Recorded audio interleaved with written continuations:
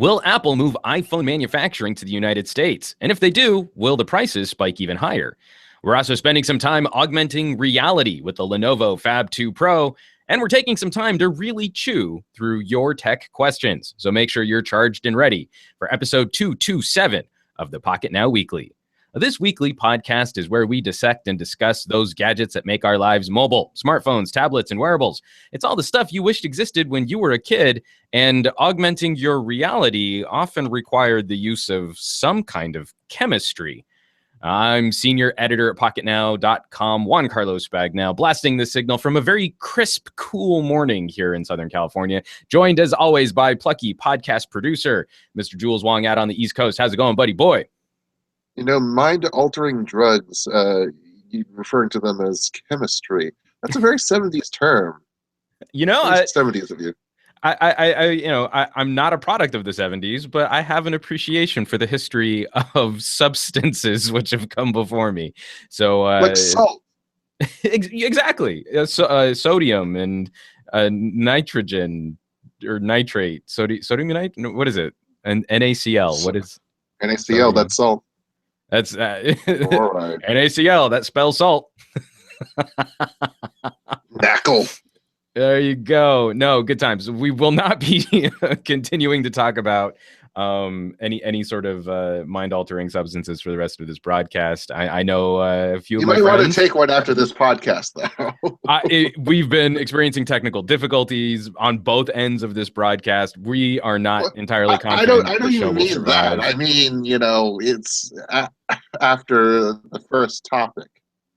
Oh, well, yeah. And I was just going to say, with us trying to keep this Hangouts ship, you know, the holes plugged and keeping it afloat, I might crack a fine bourbon after this show, even though it'll be the middle of the day for me, because this one was definitely difficult to get up and running. But we've got tons of tech news to talk about. But before we jump into the tomfoolery, we do have to thank our sponsor. And this one I'm really excited about. This is Videoblocks. And Videoblocks is a subscription-based stock media company that gives you unlimited access to premium stock footage everyone can afford. The same great content you'll find on other services at a cheaper price. Videoblocks has a library of over 115,000 HD video clips, After Effects templates, motion backgrounds, and cinemagraphs. Audioblocks has a library of over 130,000 music tracks, sound effects, and loops for you to create your own music. All of this is fantastic content to help improve your videos and podcasts, and the Videoblocks team is constantly adding new stuff to keep that library fresh. That's fresh to death. Everything is 100% royalty free for both personal and professional use.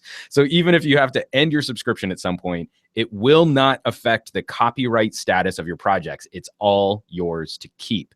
Videoblocks is offering our listeners a great promotional deal. If you subscribe now to Videoblocks and Audioblocks using our promo link, a 1-year subscription will only cost $149.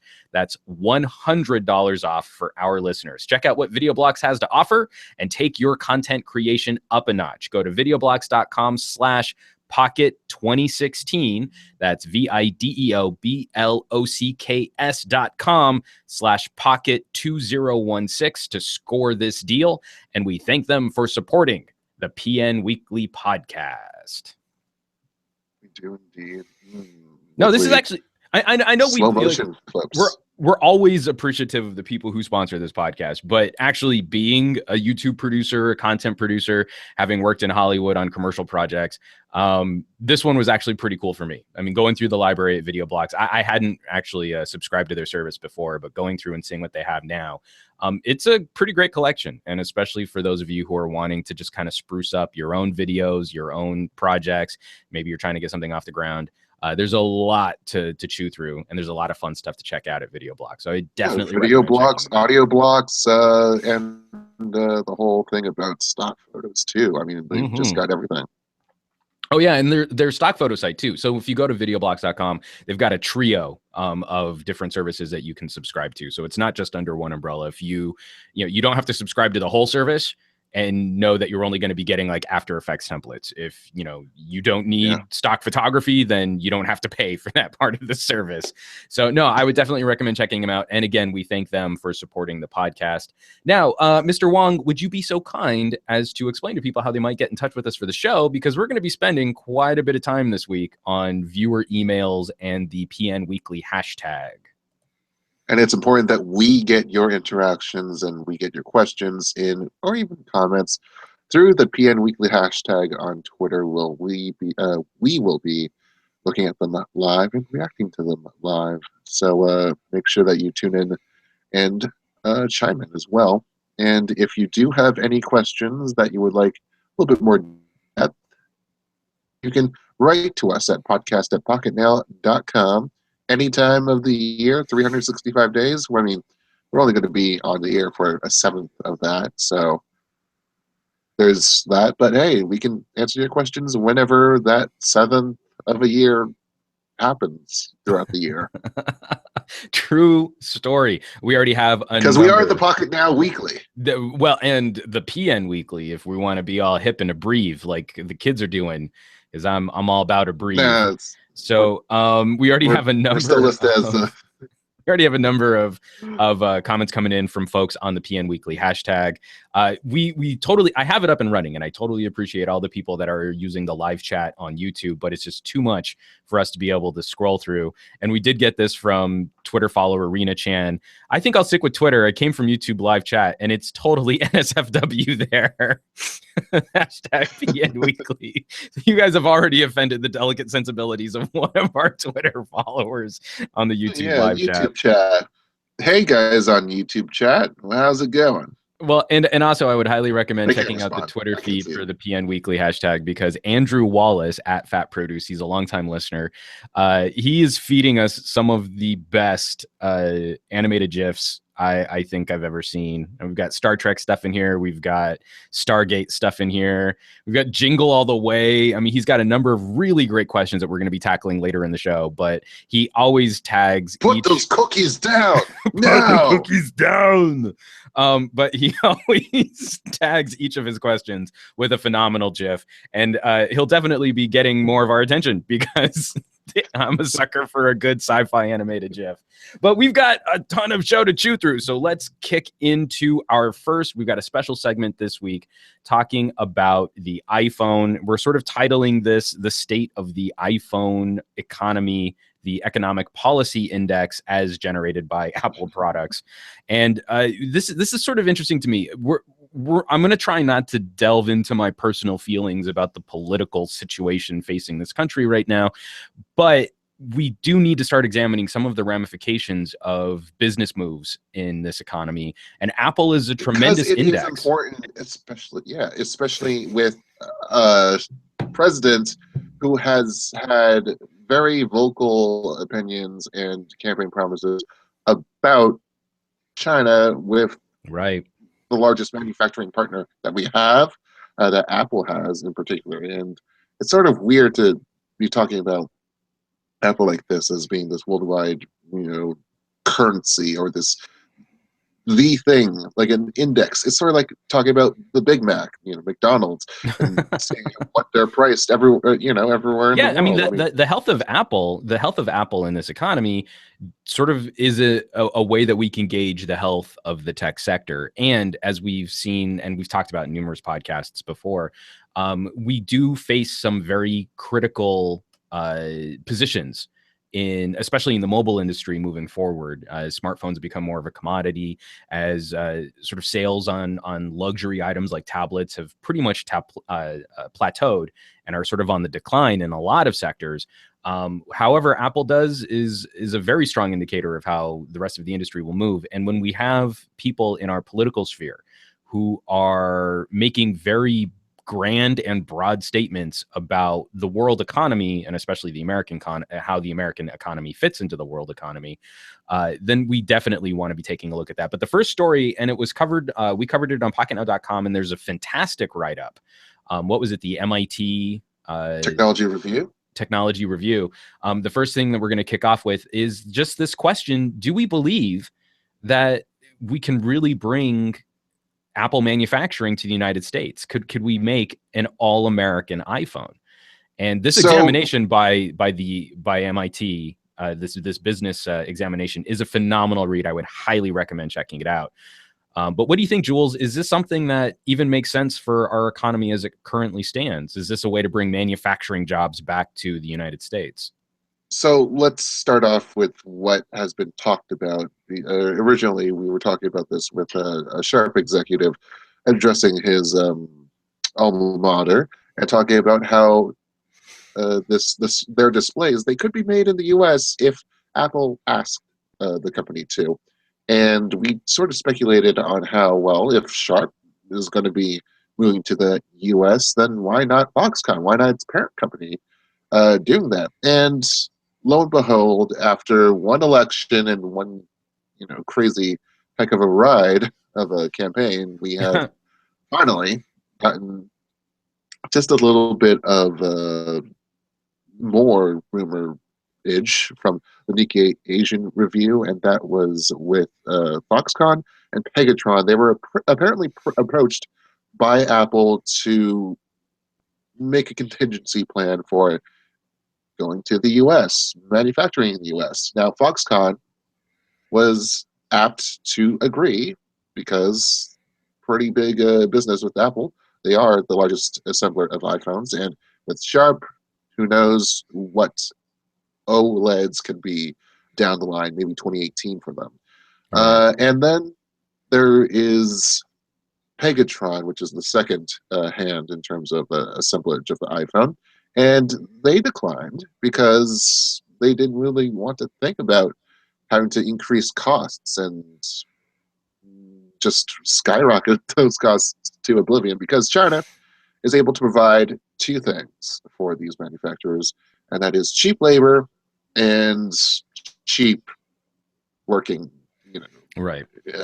environments. Like you're able to do Costs that more to do business on a in the mass United scale. States because we tend to have better worker protections in place and more stringent regulations on how those people are treated. Yeah. So there's that factor laid into this. But now that we're talking about Donald Trump presidency and the risk or the blowhard claims that he will issue a 45% all-import tariff on China, because China has been pressuring its currency, Right. although Donald Trump believes that it's pressuring its currency in the wrong way as to what it really is doing, because China's currency has been struggling in the past few months, and stocks have been volatile in its country's exchanges. So, yeah, this is not looking too good for just talking about a 45% increase on tariffs is what he's trying to do.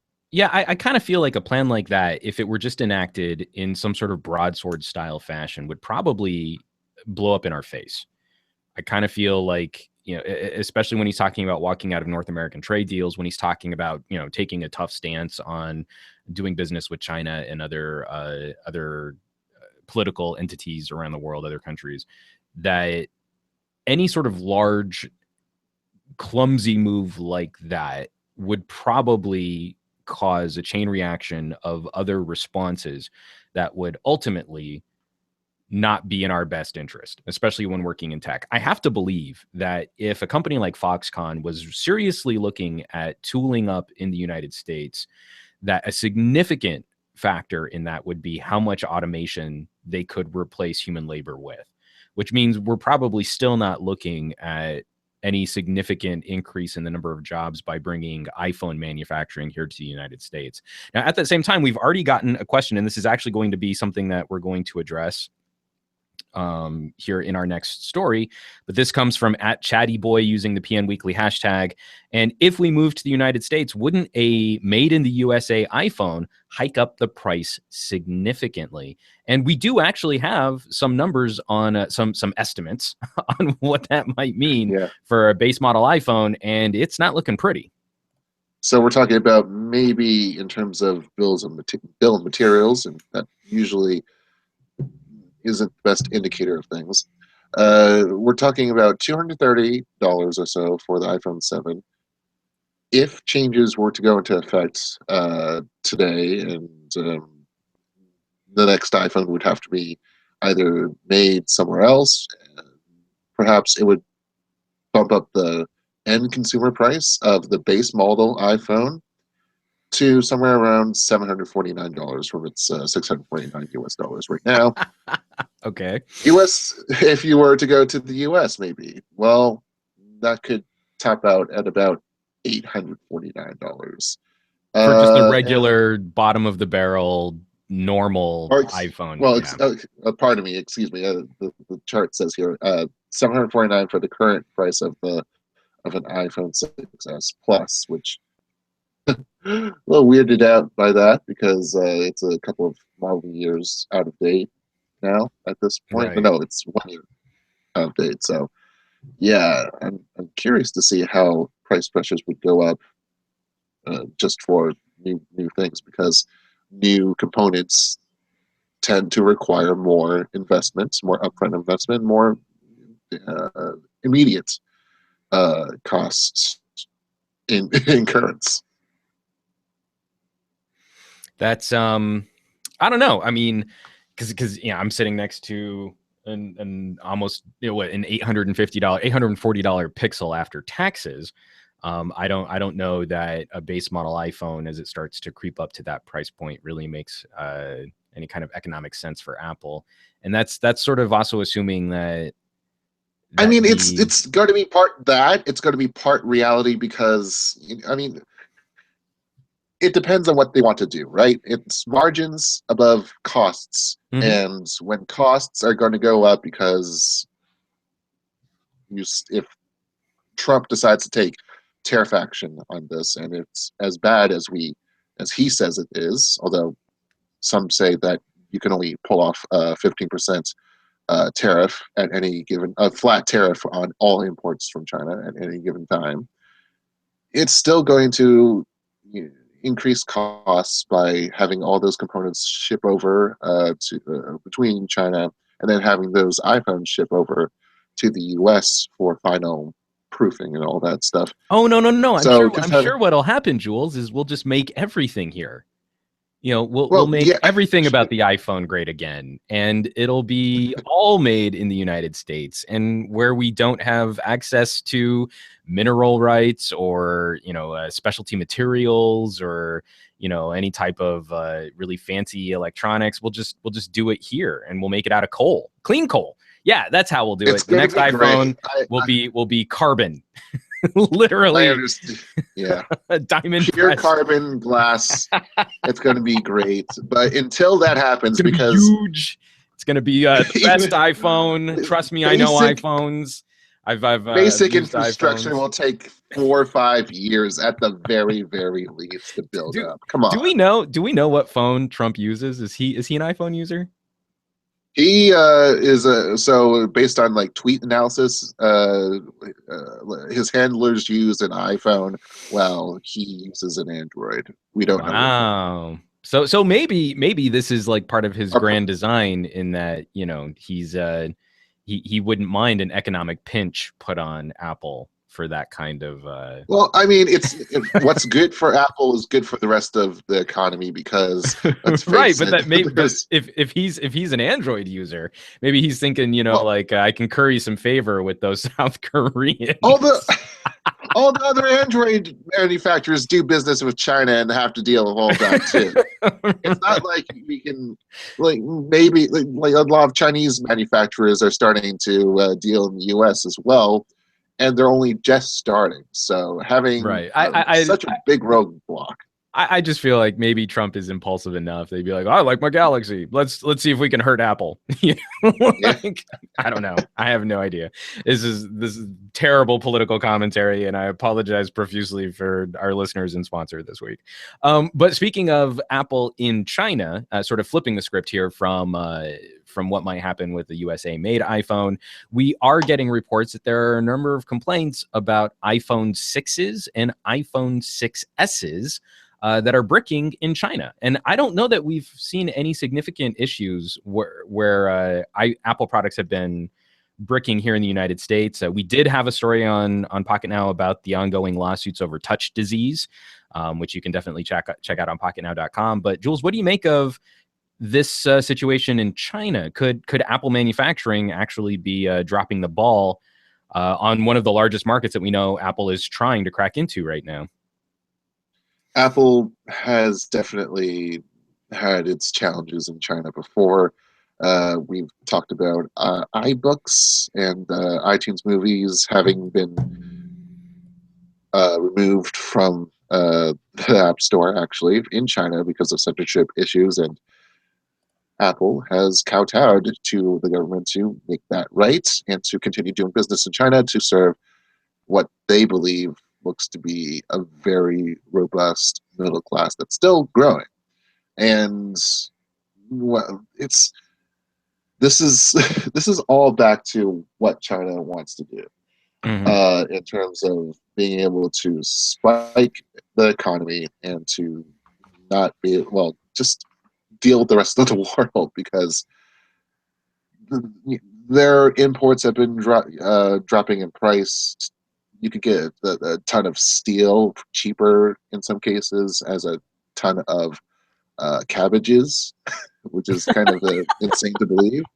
Okay.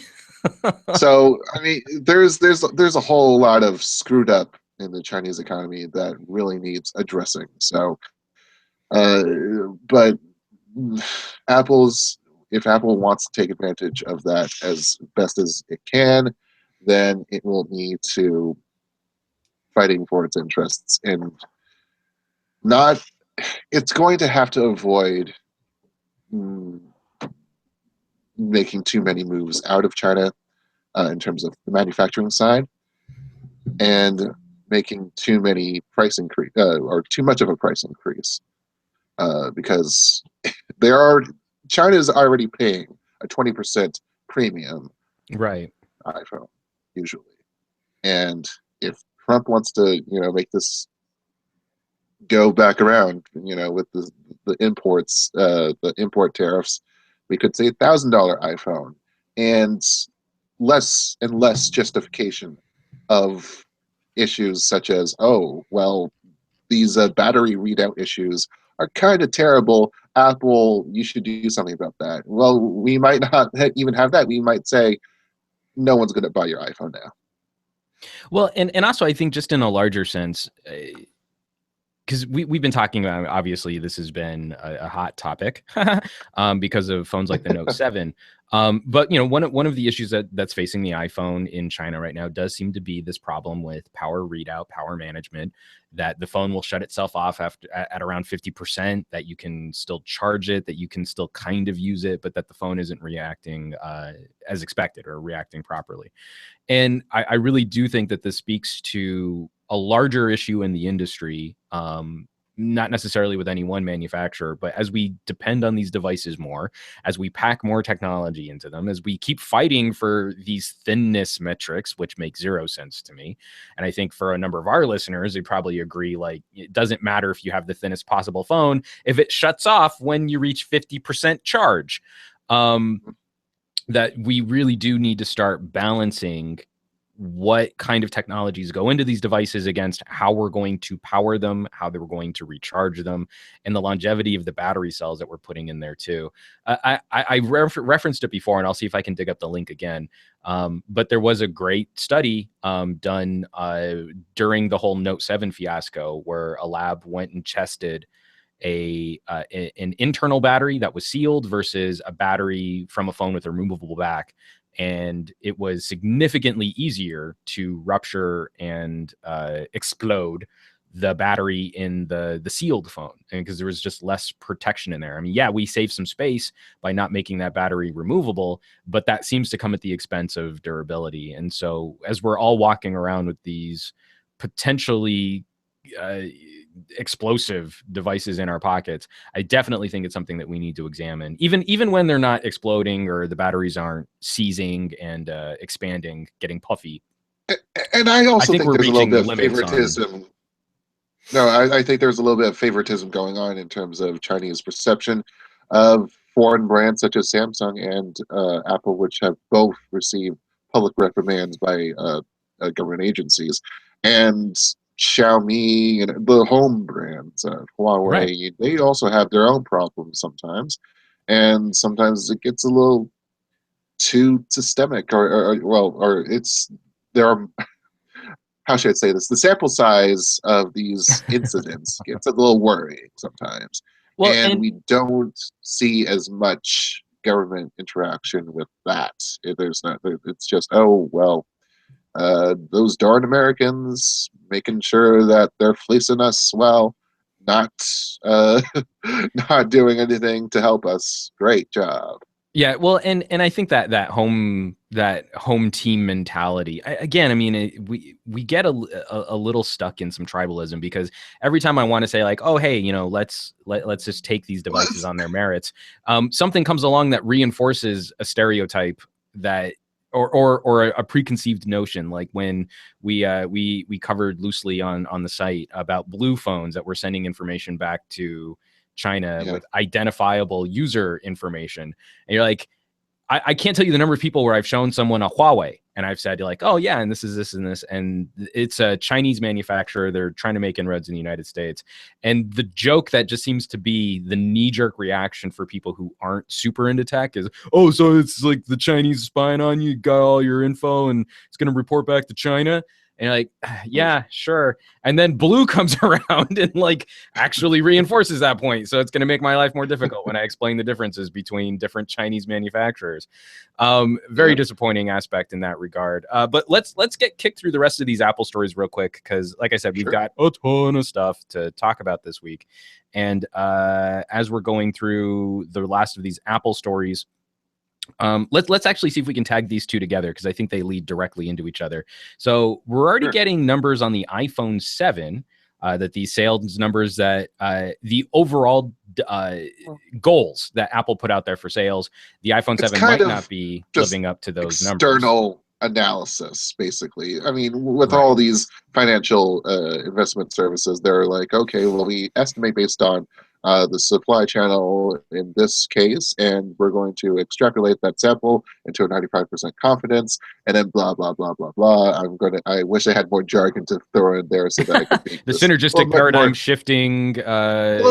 facetious than it already is. But it seems that one analyst from KGI Securities, which has been very reliable, or has been very reliable in terms of the tech media, just following him around, is that, well, maybe new iPhone demand has dropped. It's expecting that KGI that shipments from suppliers could fall between 5 and 15% over this and the next month. So through the end of the quarter, and iPhone 7 Plus demand has also slipped down a little bit, and thankfully that has resulted in shorter wait times for shipping of new orders.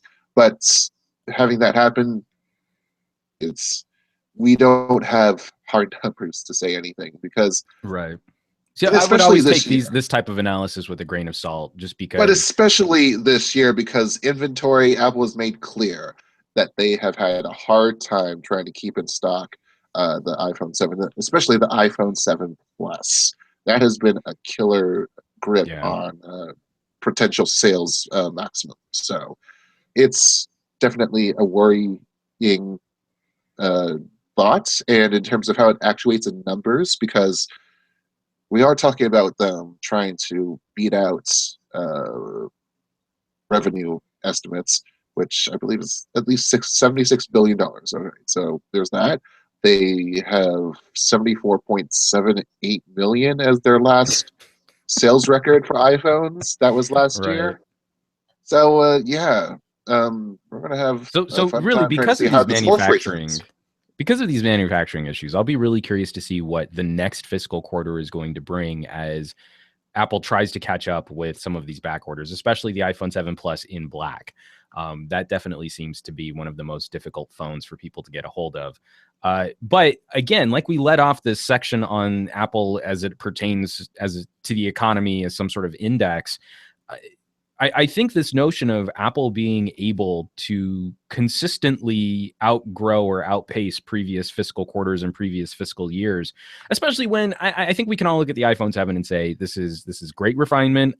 There's a lot of things that I like on this phone, but were you to buy one and hold it up right next to an iPhone 6 or an iPhone 6S, it's not going to carry some of the same emotional cachet that Apple has built a huge part of its business on, that good feels when you crack open the box and you get your shiny new gadget.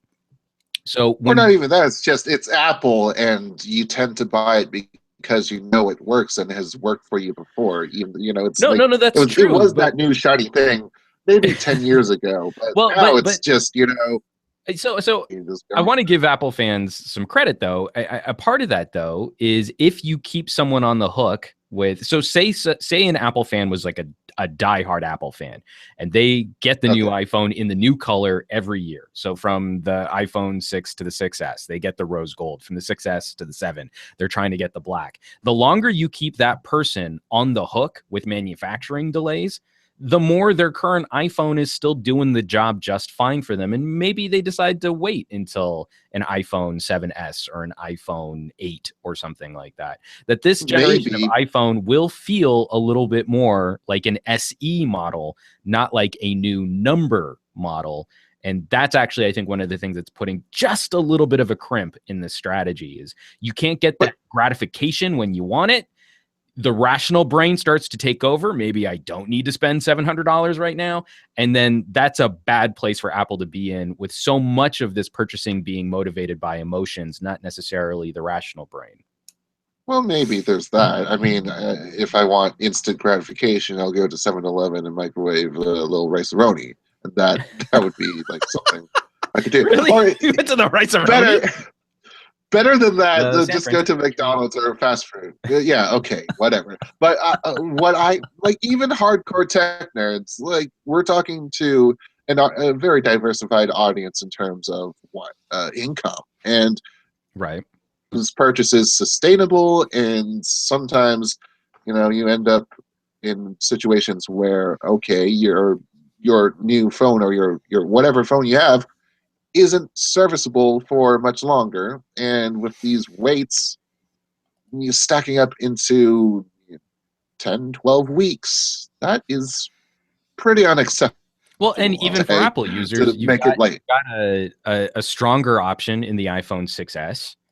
They've changed up the storage options for the 6S. You can save yourself $100 and get a phone which gets you pretty close to the experience of an iPhone 7. Or I have a few friends who've been waiting out for a number of upgrades and are probably going to end up getting phones like the iPhone SE, where it's cheaper. It fits the case that they still have for their iPhone 5S. I think it was a pretty good hedge for the 6S to keep around and, upgrade those storage options. I mean, definitely having more options but it does help them on the revenue side, because they do but it definitely, I think that also puts additional pressure on the iPhone 7 to perform in places where emotionally I think it's going to run into difficulty. But we should probably move on. We've got one last little Apple bit here, and this one ties into a tweet that we got from Gauthamop.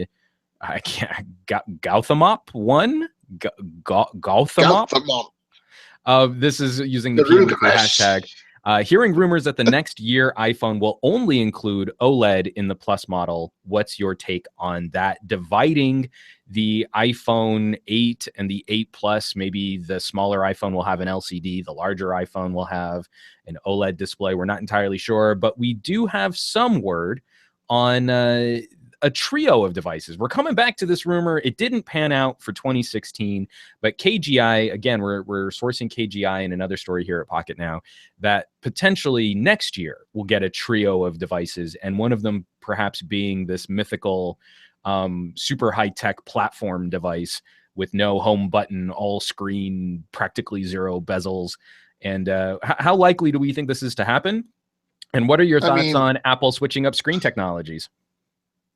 Well, the transition to OLED has been pretty clear from the outset, maybe since early last year, late 2014 even, because first of all, it's getting cheaper to produce OLEDs in comparison with LCD panels. And second of all, it's just there's the brightness. Like you can't really get much farther in terms of the LCD technology, even though Sharp seems to prove us wrong every couple of weeks with like But you can I think in general, cut the the curve industry there. has sort of landed on the notion that OLED is a more versatile screen technology also. Yeah. So there's that. It would seem what kind of ignorant. I'm not sure if it would be ignorant for Apple to not hop onto the OLED display syndrome. I'll call it, but having this new design, having it's suffering from form factor uh, blandness from fatigue, and it's trying to create something that has been, first of all, a pretty good. Like, if you're a concept smartphone designer, man, you have been having wet dreams about having Right. this, all screen. I mean, it's still going to be the fact that you have like a 5.2-inch usable area, but like having the actual display wrap around with the edges, that's all amazing. Basically, this is going to be a show about that may be justifying a higher price point as opposed to the other conventional models that will still feature LCD screens and well, they'll change up to glass, but they won't go into that full bore, all screen amazingness. But I mean, there's also the fact that OLED is still kind of hard to get into. 2017 was not really the year that Apple should have thought of going into OLED, but hey, they wanted to be the first, or they wanted to be they wanted to be the first of the I don't know other. I'm not really sure how to I'm, frame this because yeah, Samsung I'm not is entirely sure what you're saying there well, either. Samsung has Is been. it I mean, Samsung has been pretty much the sole producer of smartphone OLED panels, pretty much, right? right? And Apple, hasn't been able to figure out how to produce for scale because they sell 70 million iPhones every holiday, 100 Mm-hmm. million every freaking 6 months or Right. so. So or whatever the number is, it's in the 9 digits, and it's not you're not going to see scale ramp up until 2018. I'm not sure what the rationale was for keeping this progress jump to this year, other than they want to be early or something. Well, I think I think you're correct, but I also think that there's the potential fear for Apple of they're starting to fall prey to something like the Osborne effect, where we keep getting these rumors and these specs and these outlandish technology claims into what we'll expect from a future iPhone. And I worry. So let's say Apple releases 3 phones next year. You've got sort of a standard iPhone 8 with a home button and an iPhone 8 Plus with a home button, and then like a tech platform in some sort of iPhone Pro. And we're totally speculating here. We don't have good evidence on any of this stuff more than just like rumors and trying to piece some ideas together. But And I if mean, that phone, go ahead. analyst research has always been, going into the supply chain and talking to workers and all that. So I mean, there's somewhat reliable information, Right, but but it only gives us. analyst numbers are also suspect to the whole notion that they don't have much better insider insight, and that they're often looking at trends as they pertain now, with very few changes over time. I mean, like every time we've seen Yeah. like analyst numbers on when will Android tablets outsell iOS tablets, they've been off by a factor of years. But what I'm getting at though is the But this concern I is have. hardware we're talking about. But Hardware printing. the concern I have, Jules, is once we get to a further fragmented iOS ecosystem, let's say that iPhone Pro is a really expensive phone. I feel that's going to also put a damper on people looking to buy iPhones that year until they see whether or not that those more advanced technologies start working their way into the more moderately priced or the more reasonably priced expensive iPhones. So it's kind of like, Is it beyond the first gen problem where it's first generation product? You might not want to buy it because bugs be bugs and all that, or is this something much more deep? Well, I think it's also in part, I don't believe that Apple can put out a tech platform iPhone, an iPhone 8 Pro, again, this unicorn device that we're speculating about. I don't think they can put it out at anywhere near the normal price points for a regular iPhone. But I also feel that that will have a chilling effect on iPhone sales for a number of people who weren't looking to spend significantly more on an iPhone. So first of all, I think anyone who's looking at tech would be best served by waiting out a generation on any manufacturer for when we start talking about radically new technologies. But for Apple, again, I think you start playing into the emotions of people who are looking at what they get for their dollars and what they want and whether or not it's going to gratify. And if they feel like they're having to take a step down with an iPhone purchase, that's not going to be the same emotional high. You know, like, I really want the best iPhone, but I couldn't get it. So this is like a consolation prize to step down to a more normal iPhone. You know what? Maybe I can use my current iPhone for even another year to see if this stuff changes or if prices drop or if I get some kind of sale or I need to save up for it. So it's those types of things that I think will have potentially very serious ramifications for Apple if we do see a split strategy of some technology going into one device and other technologies going into another device. This is a little different than just, well, the bigger iPhone has a slightly higher resolution screen and a second camera module. The overall iPhone experience is still pretty similar. If it becomes a situation where the next normal iPhone still has crazy front bezels and a hardware home button and the techie iPhone doesn't, that's a much more significant change to what the iPhone does and how it looks. And I think people will give some people some pause in how they throw their cash around. But I think we've talked about iPhones long enough. I think we can move on and talk about other things, because we do have some other news, especially some pretty cool processor news. We're starting to see continued fruits of the cooperation between Samsung and Qualcomm, in that they're going to be moving down to a 10 nanometer chip fabrication. This is we're speculating could bring some significant benefits to power management and also some speed and performance boosts. And definitely a nice perk. Samsung helped influence the design of the 820 and the 821, but we're going to be jumping straight to the 835. And this is also a direct commentary from Qualcomm that numbering does reflect the amount of performance difference from the 821 to this next generation chipset, which is going to debut next year. Again, they could have gone with an 823 or an 825. All the speculation that we had on these different numbering solutions, but Qualcomm seems pretty confident that this will be a significant jump. And actually, I'm really looking forward to this. I think the competition coming from HiSilicon with the Kirin 960, we're seeing manufacturers out there that can definitely give Qualcomm a run for their money. So this partnership with Samsung is going to be critical over the next year if they're going to continue to be the near dominant supplier of chipsets for mobile devices. Well, it's designed, first of all, and there's, all the touted benefits of a smaller die.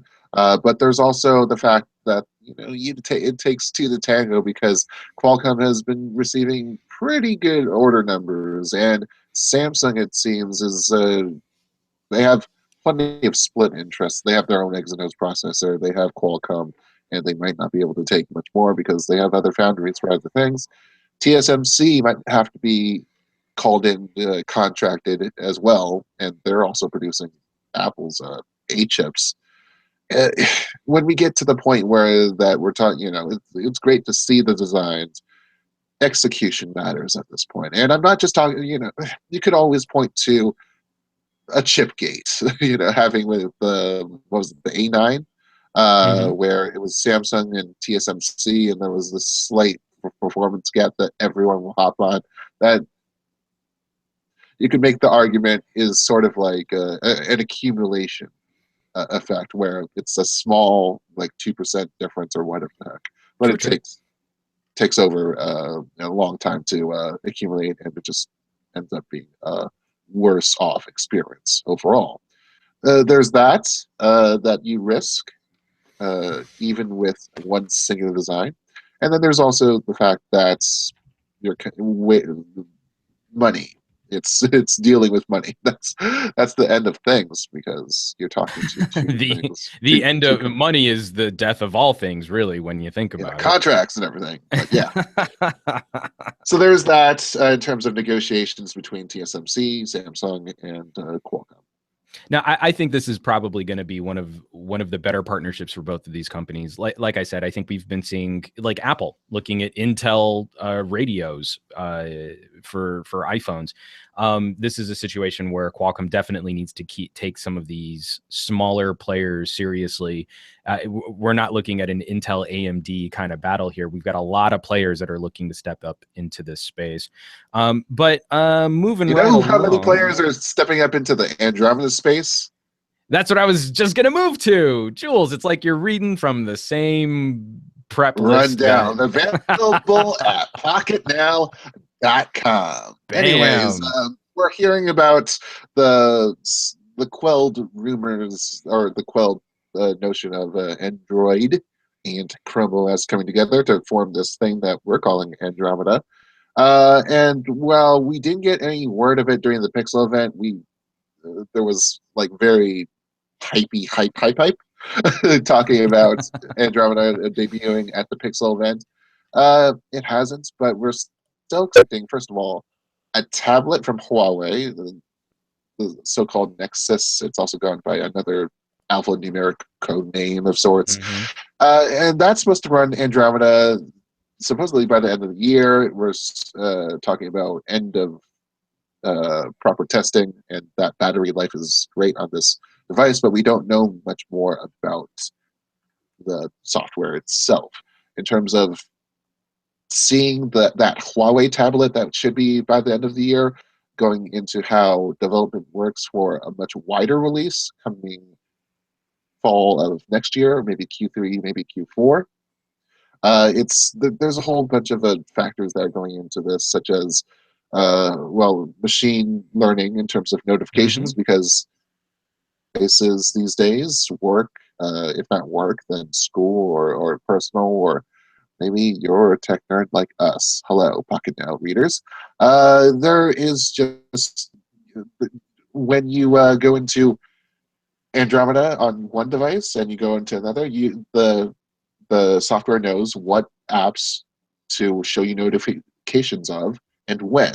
That's supposedly how it would go. And app data might also be synced between devices. So if you do something on maybe like a notebook here, writing a notes, no, that I'm trying to think of something that would be cool. Maybe, maybe like if you're reading a book and there's a bookmark, you can access the bookmark. I think we whatever we might be able to imagine for the future of machine learning on Android. I think one of the biggest deals for this, though, is Google tying together a disparate strategy between tablets and Chromebooks. That this is a unification that I think we're all very happy to see moving forward, even if it is just like at its barest for consumers to first realize like, oh, now I can use my Android apps on Chromebooks. And we've already seen that trend starting to take off. Now, further unifying them at a time where tablet sales are down, hybrid and multi-mode computer sales are not looking great, but there's still a lot of sustained momentum for a lot of these sort of Windows solutions. That this is I would still consider this to be a growth opportunity for shifting their software strategy into something which is a bit more inclusive, and it makes both Chromebooks and Android tablet style devices more competitive in all of those offerings. So it's hopefully something that we get a little bit more news on soon, that we can start seeing some of that progress more readily. I'd love to see a developer beta on something like that soon. Because I think that's going to be a really big play for Google, and eventually kind of getting us into a more assistant-driven phone future. That this could be a platform that hopefully starts pushing forward on smarter features, like you were just saying, like location awareness, user awareness, like for people using Google Home. You can tie it to an account, but like say you want to switch calendars and like I want to listen to my wife's calendar updates or something like that. Well, there are ways to do that, but it's not like I can really use her account. She is stuck using my account on a Yeah, Google. this is all one account based. So Right. there you go. So especially moving into a future where Google can tackle that stuff smarter, that's a future where I think machine learning is going to become a bit more important. Now, we've been getting a number of questions. I'm going to see if I can find a few of them here in the PN Weekly. A lot of folks are asking our thoughts on the OnePlus 3T. The next new phone from OnePlus. We do actually have one in-house. Jaime Rivera is going to be tackling the OnePlus 3T. He's going to be doing some traveling. And so we both the OnePlus 3T and the HTC Bolt came in at the same time. But because Jaime is going to be traveling, he can't really use the Bolt as easily outside of the United States. So I got stuck with the Bolt, and he's going to get the super cool super awesome 3T. Well, you're not stuck. You're just chained to how fast Usain Bolt is running. No, I gotta say I'm super conflicted about the Bolt. I'm gonna have to save that for a future video because we were already running way too long for me to get cranky about that. But from Chris Panton, he's asking what would keep you from buying the OnePlus 3T? He's in the market for a sub $500 phone, and he's looking at a Sony X Compact, an HTC 10 on sale, or a OnePlus 3. And between the HTC 10 and the OnePlus 3, that's a good, fair fight.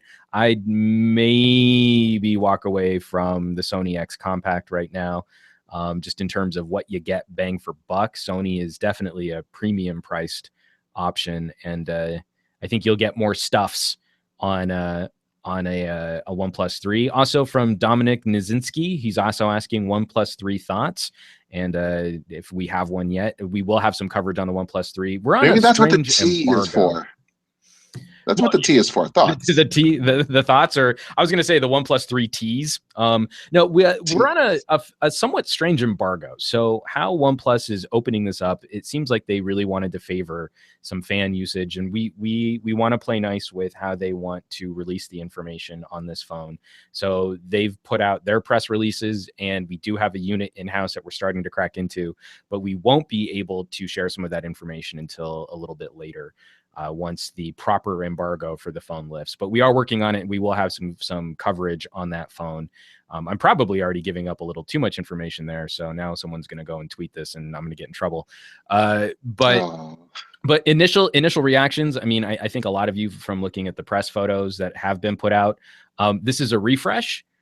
What leaves, without really sort of giving up anything on the phone, what leaves me kind of curious, and I'd like to hear your thoughts on this, Jules. What do you think this means for a potential OnePlus 4? That this refresh now is already including what we would consider to be the highest end components in a smartphone, minus maybe the screen resolution.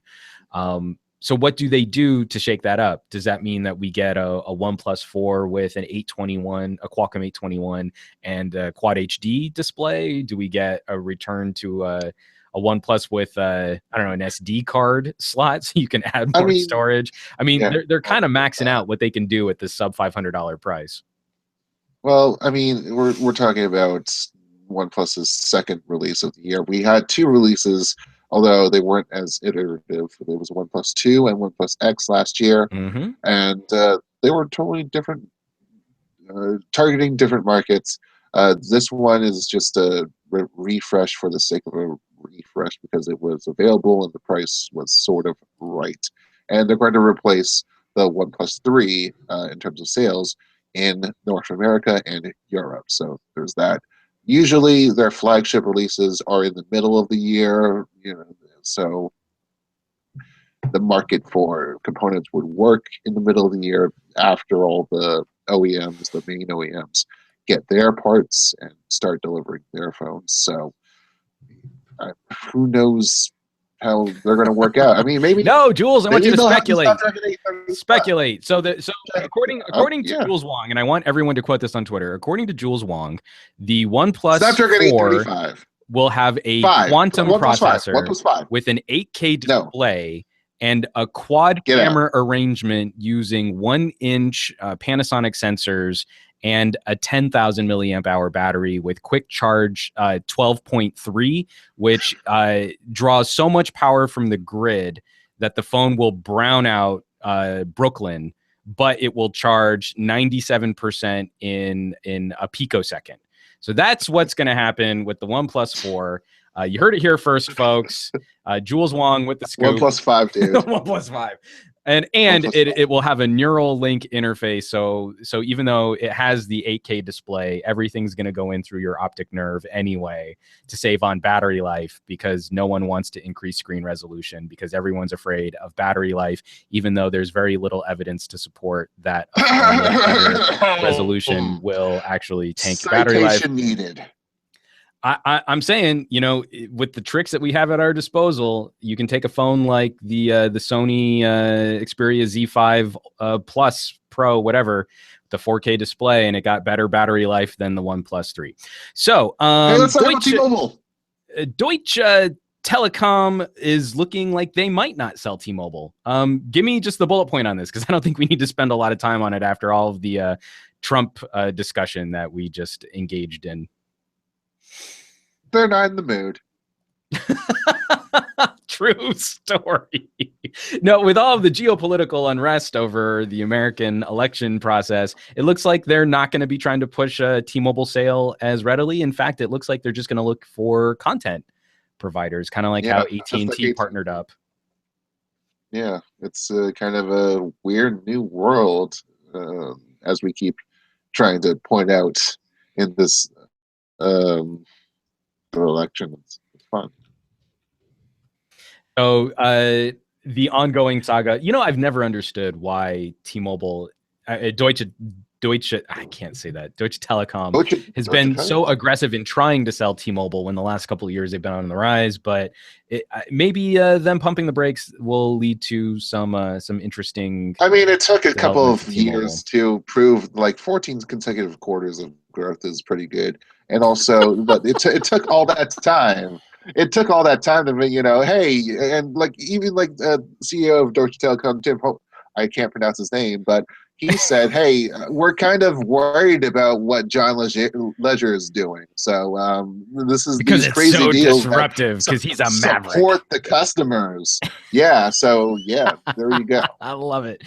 All right, and just to wrap this up, Jules, talk us through this real quick, because you've been keeping a beat on some of these really cool crowdfunding and crowd designed projects, and it looks like this is a crowd designed laptop which is going to be going up on Indiegogo. And it looks like some pretty cool gear. If you want to talk us through what might make this a special crowdfunded buy for people looking to support an indie producer.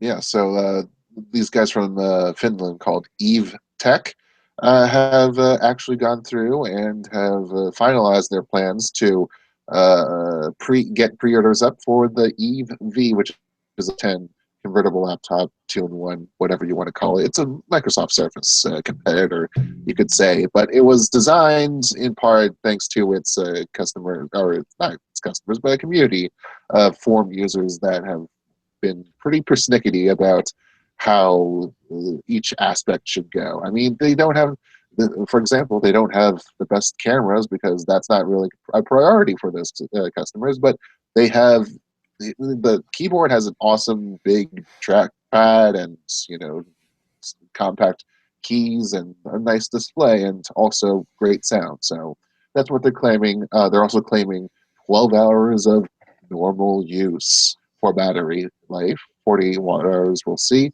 But all in all, we're talking about 3 configurations for now. And on Indiegogo, which is where they'll do pre-orders. Now, just to say that they're saying all the R&D process, or at least most of it, that there's still an LTE version down the line if they want to produce that. Oh, cool. But engineering is funded, so they don't need funding for that. They say that this Indiegogo campaign will be strictly for the pre-orders and manufacturing for a first shipment of 500 units. That is what they're saying for this. I'll be really curious to see how this does. I think we get really worked up in sort of the tech community as geeks when there's an opportunity for us to weigh in on things like design, where we all sort of by committee start throwing around what we think our dream devices might be. And then because of one compromise here or another compromise there, or just whether or not you you have faith in that company being able to deliver, and you want to wait and see, then those products never really seem to get purchased. Yeah. We kind of start rolling this energy into this idea of committee design to make a great all-rounder device of any kind, and then does anyone really buy it?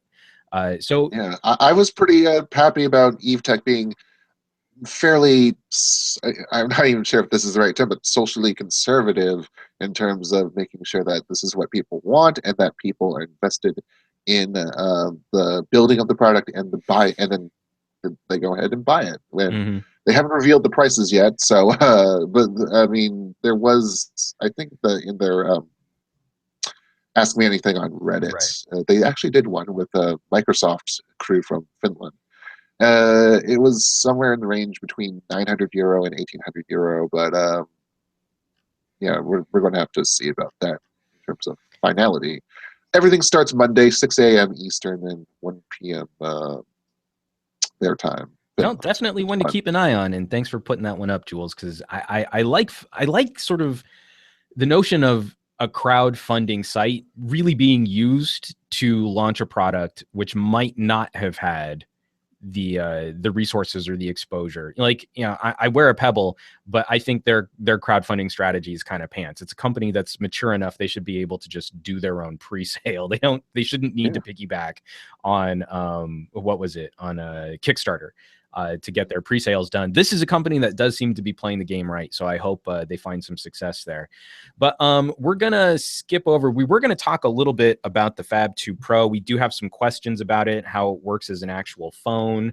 I'm holding it up; it'll block my face like that famous painting of the guy with an apple wearing a hat.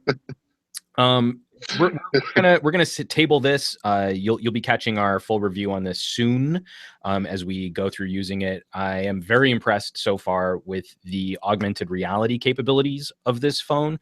We have a first look video up on the Pocketnow YouTube channel, and I actually did manage to get some of the screen recording to work. Oh, it's really tricky. I saw that. It was pretty fun. Yeah, I do a great job of incorporating that. It's innovation. That's what we strive for. Well, and I was just impressed because it's rocking the Qualcomm 652. So it's a mid-ranger processor that I was actually able to get a fairly reasonably smooth screen capture of the phone while doing this Project Tango stuff. So definitely check out that video. It's linked in the show notes and in on our rundown here on pocketnow.com. But 652 has great potential. It's just less efficient. Yeah.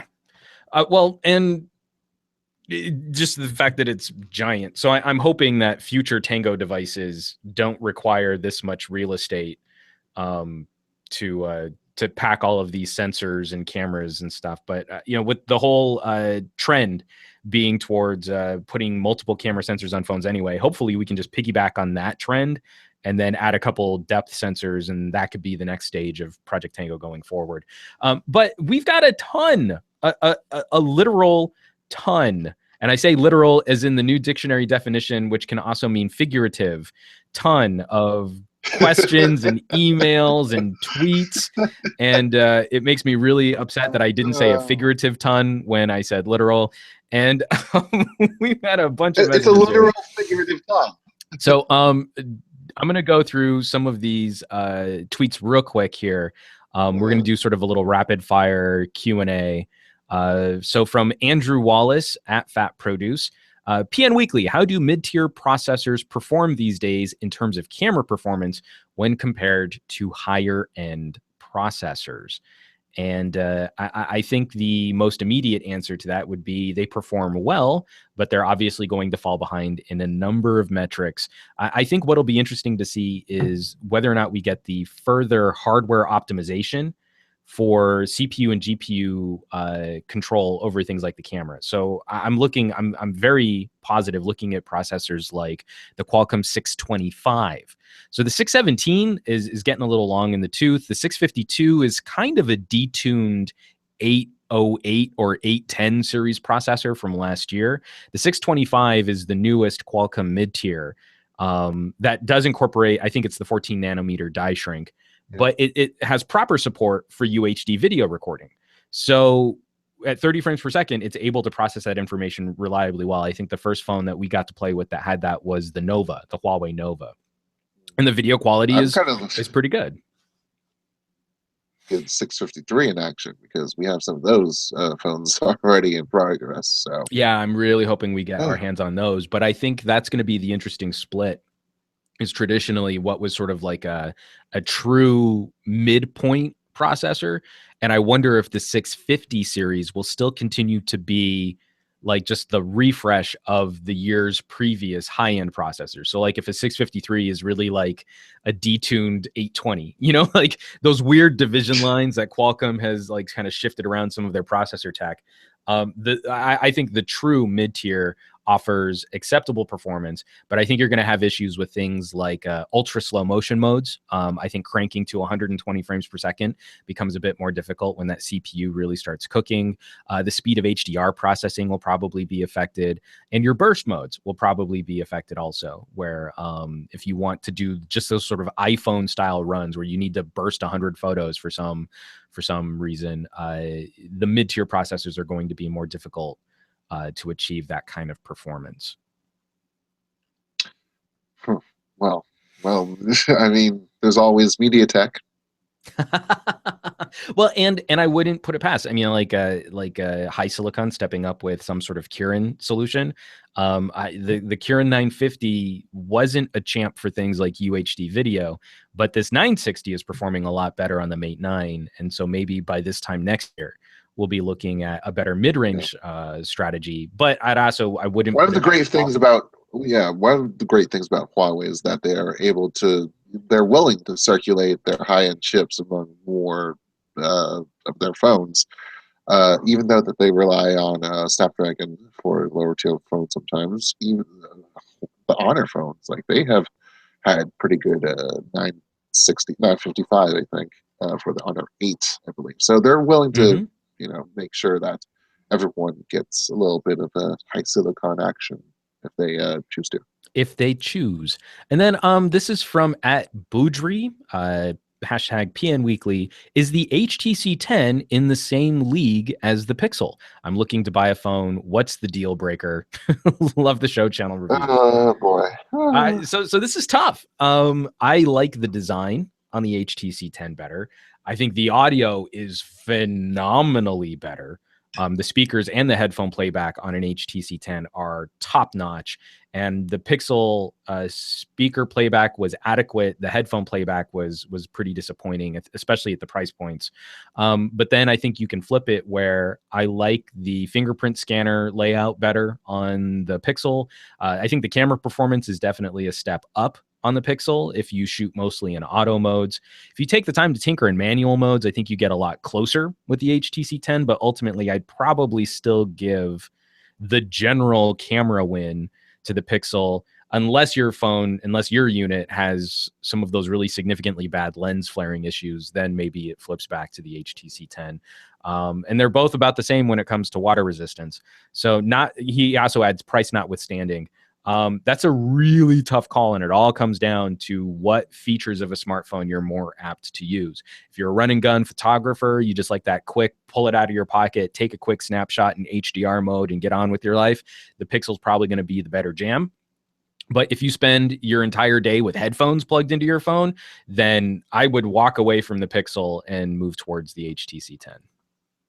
I think it's definitely a worthwhile thing, especially since I can't find my HTC 10 in my room. So well, and you were telling me that you also cracked the screen on your LG V20. WTF? Why the face, Jules? Because it slipped out of my pocket as I was coming out of a car. This one wasn't entirely my fault. So women have problems with upskirt shots when they get out of cars, and us men, well, we're going to be dropping our slippery phones as they slide out of our pockets, and that's totes embarrassing. Everyone has their costly kind of deals. I went through the same. I mean, when I was doing the camera review for the LG V20, I dropped the thing twice. It is not as easy to hold on to as the LG V10. So now mine lives in a case. So I want to thank the folks at Mhm. VRS Design, because they hooked me up with they actually listened to one of my reviews, one of my videos on it, and they were formerly Varus.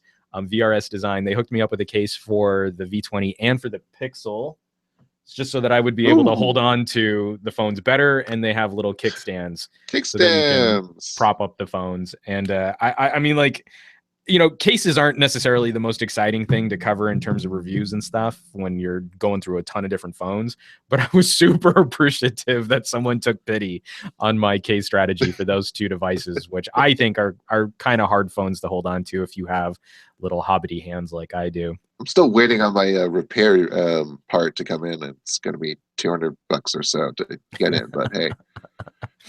Yeah, and actually, just from that conversation at Rena Chan, he says, no, don't go for the Pixel. It has crappy audio. So from Jamal Halili, I've butchered your name and I apologize. He's looking for a phone for a budget. What's the best one at the moment, including looks? And Christmas is coming. Well, hint, hint. Do you want to segue into one of our set lists? Let's do it. Absolutely. All right. Fire it up, Jules. So Joel GJ, who comments regularly on our Twitter and our podcast feed, wrote into our Pocketnow Weekly Google Plus group, because that's still there. And he is essentially, he wants us to take a poll saying, should I get a Next Bit Robin, which is $179 at the best price without charger, or an Exxon 7 Mini, which for Black Friday, Best Buy is selling it for $199. And this one's a tough one. I mean, they're both very, very capable phones. Mm-hmm. One's from 2015, while the other is just a little bit from its full potential. But at $199, I mean, come on, there's something going on there. No, it's a tricky buy, because we're talking about, man, that is kind of tough. So I think I would lean towards the Next Bit. The Axon 7 Mini is a very capable device. It's a nice little mid-ranger. But like I was talking about before with some of those other mid-ranger processors, I'm a little concerned right now in this moment about the longevity, of a Qualcomm 617 processor. And we know the Qualcomm 808 is getting a little long in the tooth too, but you're starting off with a more robust processor. I mean, I can still get around fine with an LG V10 or with a G4. Thankfully, knock on wood, that mine don't start boot looping or anything like that. But that's a powerful enough processor to kind of get you through, I think, more robust use than what the Axon might be able to provide as we move into the next year of software coming from Google and Android. And I don't know that either of those companies really has a significantly better strategy for overall OS updates. But I think Nextbit, they have a vested interest in at least updating their own software, because so much of it's cloud-based. So I think over the next year, you're likely to get a little bit more support in terms of software from Nextbit than you might from ZTE on their lower spec mid-ranger phone. So that would be my vote. I'd lean a little more towards that. And also, I just think it's an interesting looking enough device that it might feel a bit more unique. It's definitely not something that's going to blend in with all of the other stuff around you. And I think that would be my vote. I've talked myself into the sub $200 level buying an Nextbit. I win. Well, your vote is definitely in the majority. It's 4-1 for the Robin. Oh, really? That was what the poll? Out of 57 votes, it's right there. It's I wasn't looking at the link. I wasn't pulling up the here, zoom in. So 57%. 77% for the next 6. So really, I mean, all that matters is whether or not I've stroked my own ego by being on the winning team. So because I'm on the winning team, I'm right, and that's all that matters. So I'm happy about that. So maybe I'll just cast a spite vote for the Exxon 7 Mini. How about that? Huh? Ouch. Ooh, look at that. No, there's some good numbers. Yeah, so I feel pretty good about recommending the next bit. And for Jamal, also, as you're looking through what other budget devices you're looking at, I mean, aesthetics notwithstanding, I would just try and look at what some of the more recent processor technologies are. So, I mean, like, it's a shame that the Huawei Nova was priced up against phones like the OnePlus 3. That was absolutely not the right market to position that phone at, because it's such a cute, well-built little mid-ranger phone, but it can't do battle against some of these other, or even just an Honor 8. You know, the pricing on the Nova when it launched was pretty close to the pricing on an Honor 8.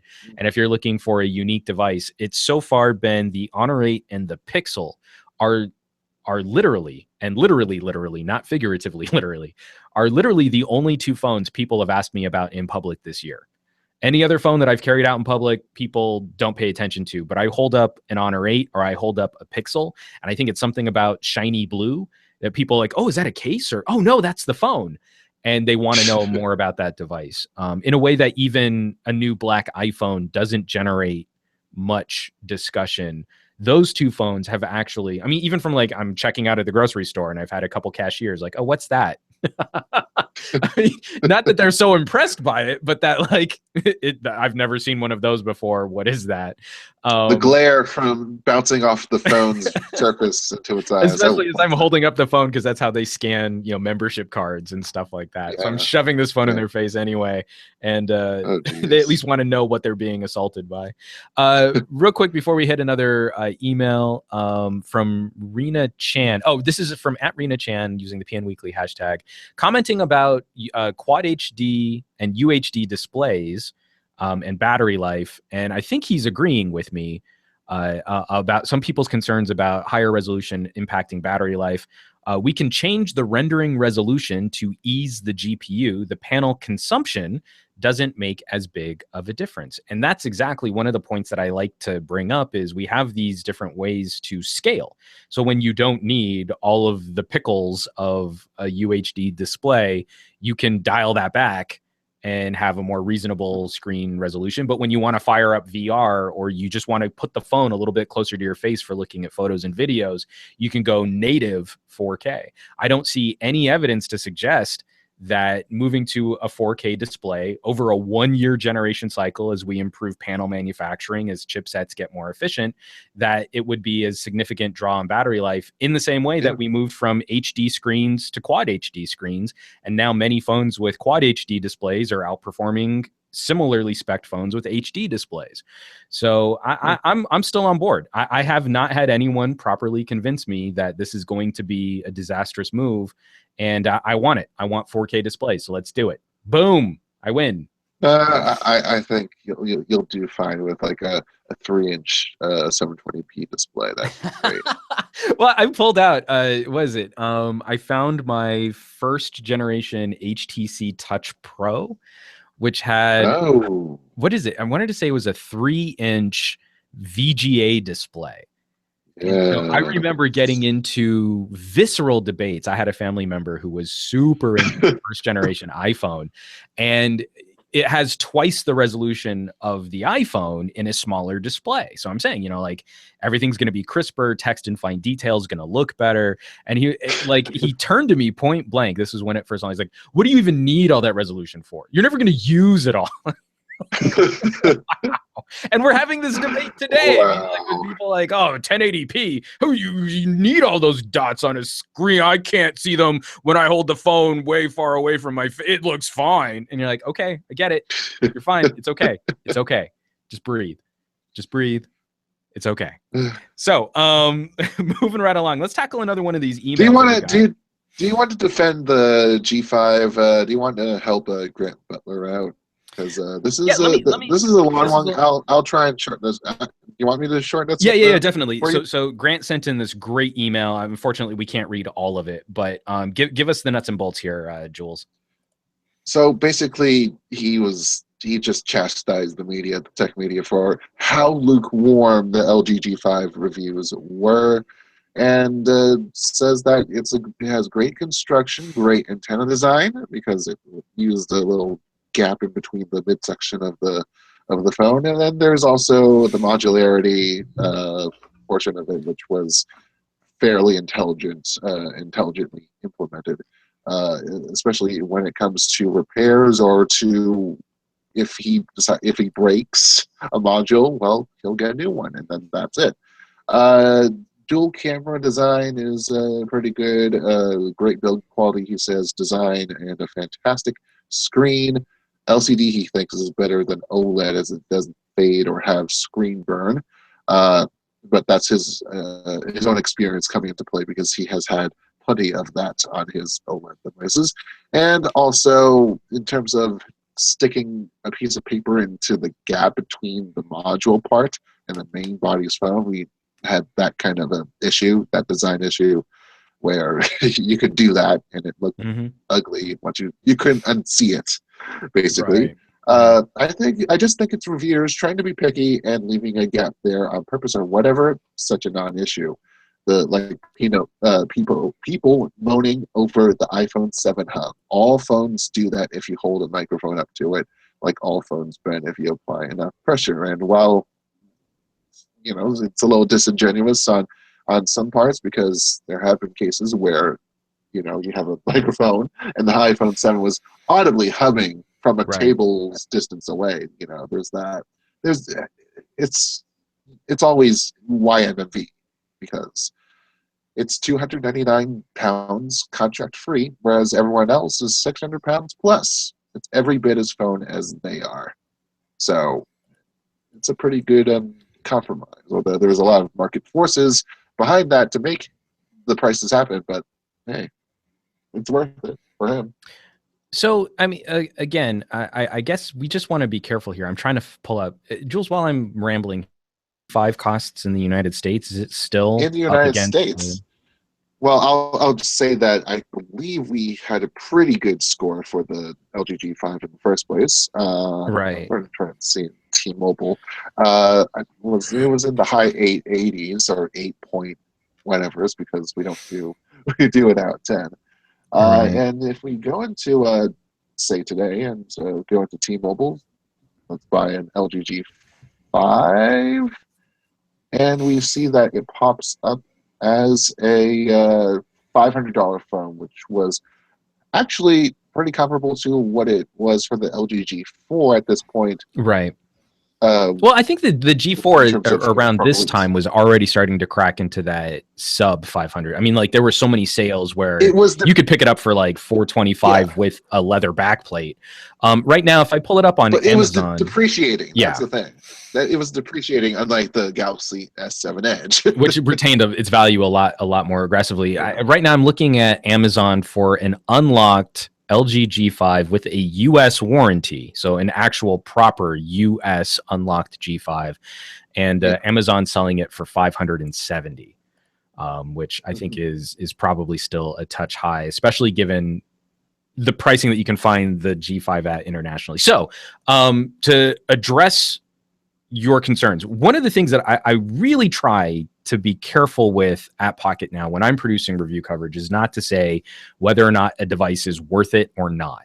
All reviews have some component of bias because we are living carbon-based evolved primates that have positive and negative experiences with very small sample sizes. Like I think the entire Pocketnow team got 3 G5s and one of them failed. That had to go back to the PR company. And from the G5, one out of every 3 G5s fail. Proven. No, so the G5 that I had to send back was notoriously bad, with huge gaps in between the bottom chin, bad light bleed, and just very poor piecing on a lot of the seams around the phone. The G5 that I got to replace it was better in all of those respects. So when I'm looking at a sample size of 2 phones and 50% of those phones fail and are very poorly put together, it gives me some concern that I want to believe that LG just sent me a bum unit, not that the manufacturing disparities between different phones is that wide. So there's that little concern in the back of my brain where, like, the build on this phone could be that inconsistent, but I'm really hoping that it's just I got one badly put together unit and the rest of these are more likely to be better built phones. I totally appreciate, because we've gotten a lot of people who've chimed up on other videos to talk about their experiences being mostly positive with the G5. Really, we have to stick with what we can test. The emotional side of the factor of this factor is we had very high expectations for a G follow-up after using the G4 and the V10. Now, obviously, LG took a black eye on the G4 because of the boot looping problems. But we had most of us. I don't know. Did we have anyone on the team with a boot looped LG last year? I don't think I've seen anyone complaining about it. So we got really lucky. We had very good experiences with LG last year, and the V10 will still go down in history as one of my favorite built phones of all time. So when I go from that phone and then I pick up the G5, hoping it's going to be a V10 mini, but instead I get something which is very different from LG's previous design language, I have to admit personally that was a shift in expectations that I really wasn't prepared for. That was compounded by the fact that all of LG's releases this year have tripped up in some way. So manufacturing issues, licensing issues on some of the modules. You're in a market where you can play with the modularity of the G5 much better than we can here. I can't use a B&O DAC on a G5 in the United States with a carrier branded G5. So I'm stuck with the really lame headphone jack, which is built into the phone. It's one of the poorest performers of the year, if not the poorest performer of the year. I think it might tie the Huawei Mate 9 for having one of the worst headphone jacks on a premium phone this year.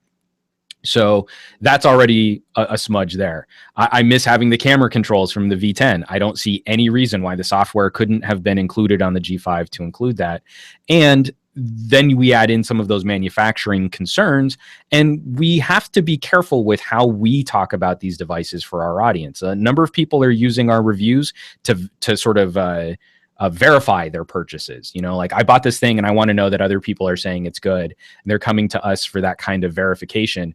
And some people are using us as a resource to confirm. Exactly. But some people are using our reviews to try and influence what they're going to buy, to help make a purchasing decision.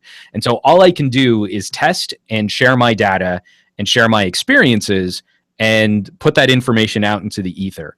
I'm almost never going to say buy or don't buy, but I am going to try and find who a phone is for. You know, what audience this phone might be a good fit for. And I had a really hard time answering that with the G5 here in the United States, because you're paying for a modular system that you kind of can't use, not to its full potential anyway.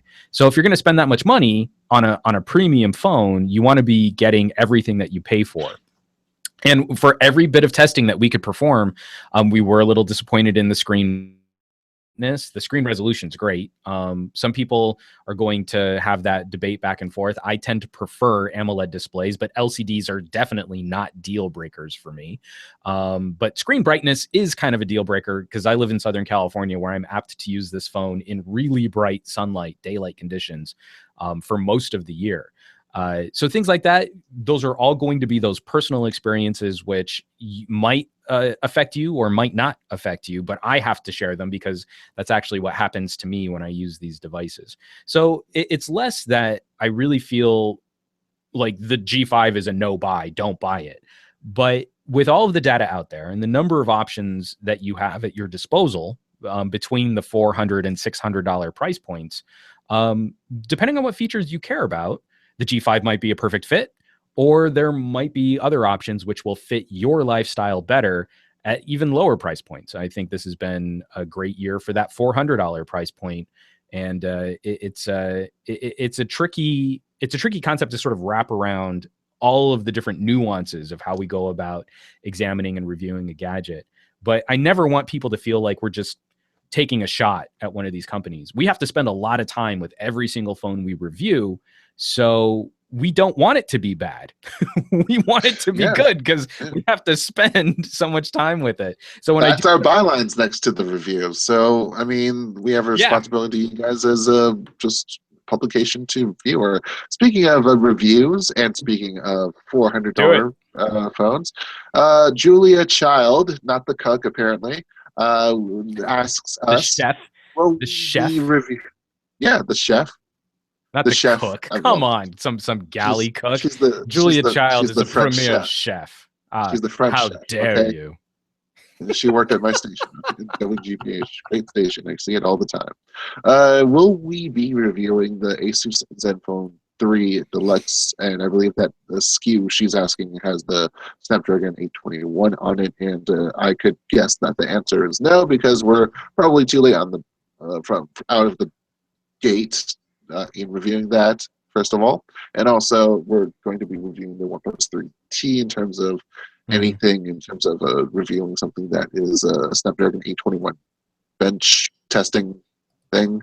Yeah. I guess that would be it. So those two factors kind of came together to not really make it feasible for us to do that. We might try to circle back and revisit it, but it doesn't look like we're going to be putting it through the same kind of review process that we're currently working on a number of devices at the moment. Well, speaking of devices at the moment, how would it compare to the OnePlus 3T and ZTE Axon 7? And again, we wouldn't have the best answers for that, but the key answers that I would like to get is to this question: any other phone noteworthy to mention in the $400 to $500 range? So you have a little bit of a latitude going on there. Instead of just $400, I mean, we've talked about 6 phones over and over again between the Honor 8 and ZTE Axon 7 and the Alcatel.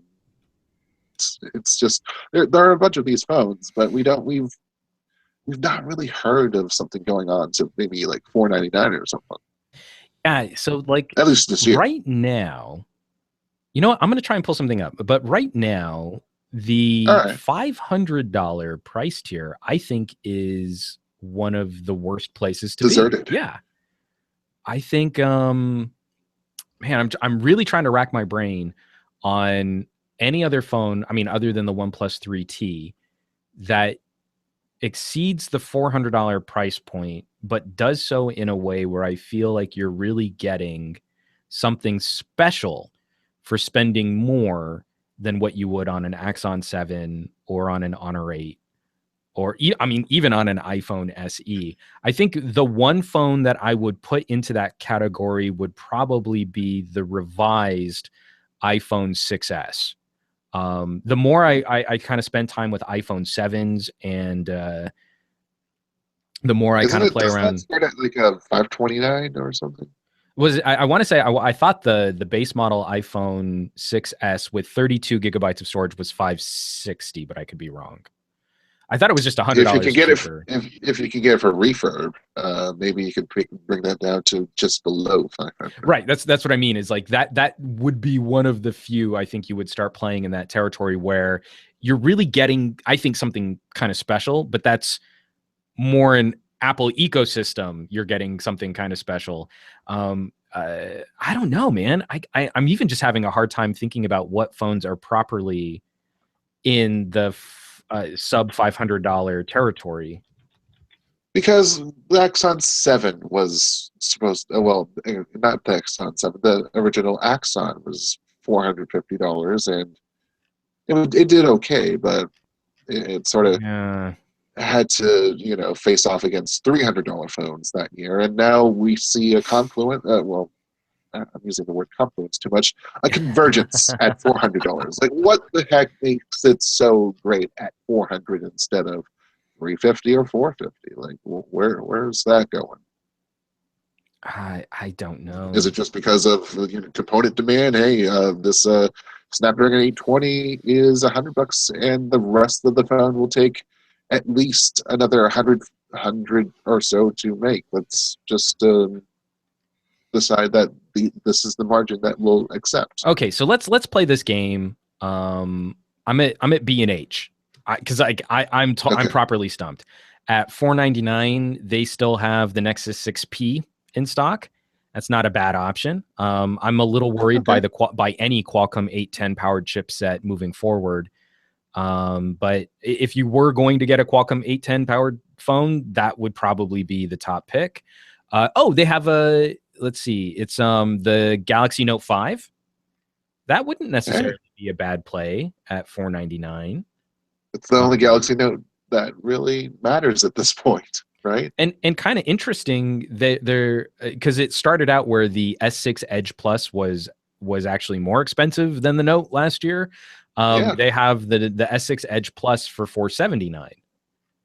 So that might not be a bad option either for folks that really genuinely want a larger screened experience. So we're all still talking about last year's phones. And I don't see anything this year new that I think is a proper goodbye in the a proper goodbye, a proper and that's the end of the Pocketnow Weekly. Above $400, like you're smack dab in the middle of territory where you're looking at like Xperia X's, and I don't know that I can recommend for general people out there, unless you're a real fan of Sony hardware and software. At $450, I think there are better buys than a Sony Xperia X. You could maybe even score like what they've got a Lumia 950 XL for $430. Wow. Maybe, I don't know. I don't know, especially because it's gone down to like what? No, wait, 950 XL. Yeah, 950 XL.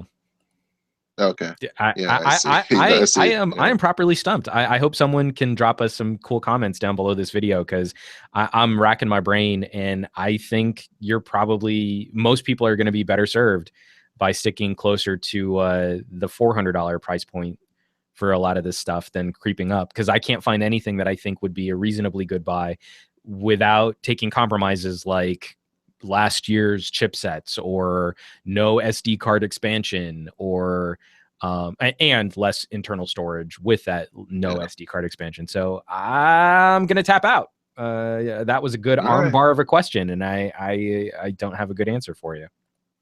All right. Well, a couple more questions as we try and wrap this puppy up. From Sharon D. Slater, she is tired of waiting for Samsung and AT&T to update her still functioning Tab S 8.4 inch. Ooh. She loves this portable form factor and is wondering which tablet manufacturer will update OS in a timely fashion and have at least 32 gigabytes onboard storage and 3 gigabytes of RAM. And I hate to say it, Apple iPad Pro. No, I completely agree. I think the tablet market has hit a big enough stall right now that Apple is probably your best bet for support. Too. We're talking about software support, which hasn't been a focus for tablets in general. It's just this. You don't think so? Oh, no, I'm agreeing with you. I'm agreeing with you in frustration. Okay. Well, I mean, it's true. It's, definitely a Samsung in terms of unlocked tablets, because you have those with a Wi-Fi only. They tend to be a little bit more up to date, but in terms of just, all other tablet OEMs, it's out there. They get 1 or 2 updates and then they're gone.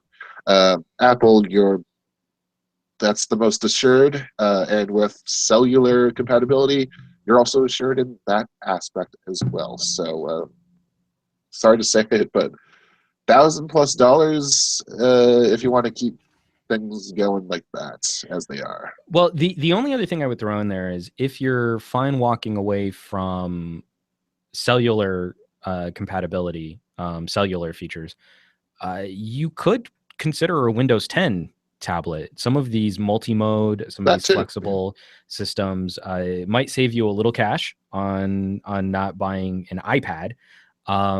But one of the things that I think you can turn to for Windows 10 powered hardware, you'll lose out on a number of the fun little apps, and performance on x86 software might not always be stellar, but you are getting your updates directly from Microsoft. So, that software support might not, that might be a compromise. You're definitely making compromises either way. If you get an iPad, you're walking away from the Android ecosystem, and you're going to be spending a premium price to get that software support that you want. The flip side, it will be some of your performance might not be quite as fast, and You're not going to have as many fun apps to use, but you'll have a device that will be cheaper and will probably get much better support over the life of Windows 10. Yeah, true that. And one more question to get the show out the door, and this is from Lemuel James. I apologize if I'm saying that wrong, but is it now, or has it ever been, within Samsung's best interest to go all in with Tizen? We've been talking about this. One executive apparently has said that Samsung is going to go all in with Tizen, and now we're debating whether or not Samsung would be benefiting, at the most, to benefit from it. They're clearly trying to layer their own ecosystem on top of Android, but ultimately it's still Android. I think Apple has proven that building software and hardware together results in better running systems. So should Samsung ditch Android and not Apple? Because, yeah. Yeah, so has it ever been? I don't think so. So I kind of look at Tizen as being leverage. So much of the Galaxy experience is built on custom Samsung software that Google, I think, rightfully has taken steps now to try and reclaim the Android mindshare. I think the Pixel is this first step in Google saying, we make Android, other manufacturers make other stuff. Depending on how successful that strategy is, Tizen could become an interesting move for Samsung. If Samsung feels that they're not getting the attention or the treatment from Google that they deserve, that they feel that they deserve, then making a move to Tizen could be a move, a future move, which could make some sense. I think a lot of this is going to be built on how quickly can we properly wreck the app ecosystem. We'll have to save this for another podcast or another full separate video. But I kind of feel as we move into smart assistants and AI and machine learning, the need for having individual apps is going to diminish. And when we have like little digital butlers that can go and do all of our stuff for us, you know, like I don't want to pick up my phone and open up the app drawer and go to a Yelp app and then search. I want to pick up my phone and go, hey, what's a really high rated sushi restaurant within 5 miles of me? And let that digital butler go off and search Zagat and Yelp for me and come back with meaningful results. When more of that kind of stuff happens, then I think it'll be a little bit less precious. If Samsung can come up with a good assistant, I think there's still plenty of room for someone to come in. I mean, I don't think people should get too comfortable with the notion of Google as the leader in the ecosystem, because we see evidence that someone could come in and do something super disruptive. IBM could come in and put Watson on phones, and then in 5 years, they'll have like... it's entirely possible if more of this can go relatively speaking, we're still on the ground floor of this. So if Viv comes in and does anything, and Samsung acquired Viv, and that's it's entirely the co-creators of Siri. Yeah, totally. So yeah. So as for whether or not it makes sense for them right now in the moment, I definitely don't think so. You know, for them to sort of, I think it would be them shooting themselves in the foot. But where Tizen definitely has room to disrupt the market are on things like smartwatches. Again, an ecosystem which is starting to mature, but is definitely not locked down like the way that smartphone OSs are. And that could be sort of a long-term play, you know, get more Tizen stuff out there, more Tizen development, and then they could then make a move towards an all Tizen phone. I don't think it's likely in the next 2 years, but when we're looking at that 3 to 5 year gadget outlay, it's really difficult to predict what we'll have in 5 years. I mean, look at where we were 5 years ago and look at where we are now.